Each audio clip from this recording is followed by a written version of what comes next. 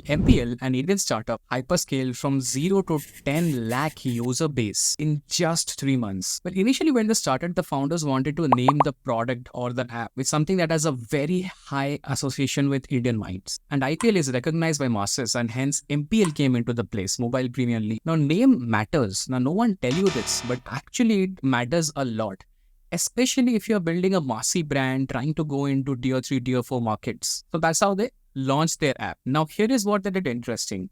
If you have ever done app install campaigns, now you know that, okay, you have to start a Meta ads or a Google ads. Now, Google ads is called UAC campaigns. On Meta, you will have your Meta ads. Actually has its own AAA campaigns and all manual campaigns. Now, there is a certain cost per install attached to it. Now, with the cost per install, you will also have to rely on the policies that the Play Store is also giving. MPL smartly did is they uploaded the APK file on the website, and they diverted traffic to the website and asked people to download the APK file and use the app. Obviously, you can download it from the Play Store and also from the APK file. There is not a major difference. But what happens is, anyone who is a marketer can easily tell you the inventory cost if you are doing a website ad versus the inventory cost that if you're doing on a Play Store ad is massively different. The website is a lot cheaper. Now, the con is you will not be able to have good tracking stuff. Like you will not be able to track campaigns by campaigns to understand which campaign is giving you how much better ROAS. But this gives you massive scale, and also you don't have to follow the policies of the Play Stores and the App Stores of the world. This is a solid growth engine. This doesn't mean that today you will just go and outrightly copy paste this same playbook and it will work. It actually works in some of the industries. In gaming industry it works, but in other industry it may not work. Now, number 3,